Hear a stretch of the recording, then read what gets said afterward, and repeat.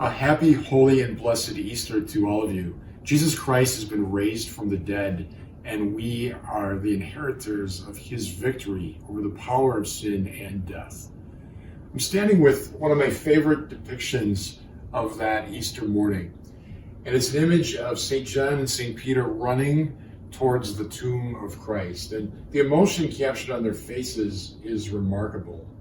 We see a combination of fear, of hope, of perhaps a little bit of, is this too good to be true? What does this mean?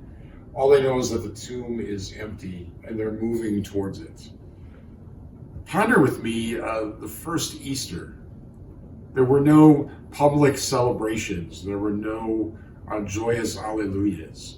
There was no bold proclamation of the resurrection that first Easter. All that happened was the apostles were locked in the upper room, afraid of going out into public because they were marked men. They were publicly associated with Jesus, and they knew that the government would be after them as well. And so they're locked in their fear, their hopelessness, their distress. And then they hear this message that the tomb is empty, and narratives of Jesus appearing to some of their companions. In many ways, this Easter Sunday will be a replication of that first Easter. We will find ourselves at home, not able to gather for Mass, not able to receive the Eucharist. And yet, just as at that first Easter, Jesus breaks through their locked doors and their locked hearts and wishes them peace, breathes the Holy Spirit upon them, and empowers them to go forth and proclaim the forgiveness of sins. It's as if Jesus can't wait to get back from the dead in order to share with his brothers and sisters the fruits of his victory over sin and death. Jesus breaks through all the doors and all the closed hearts and is simply there in all of his radiant risen life. Is that not the same for us? The Lord of history, who defeated definitively sin and death, how can he not be with us this Easter?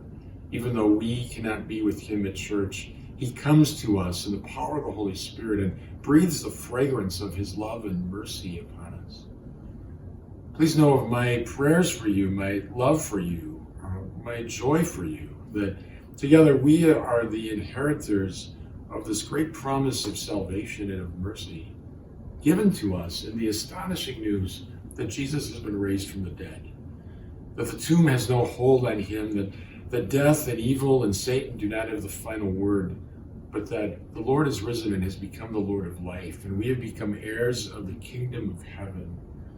So there's no suffering, there is no separation, there is no wall, there is no difficulty, there is no death that can keep us from the love of Christ if we simply allow him into our hearts.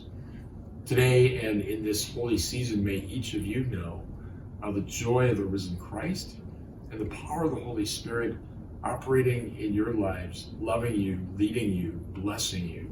Have a blessed and holy Easter.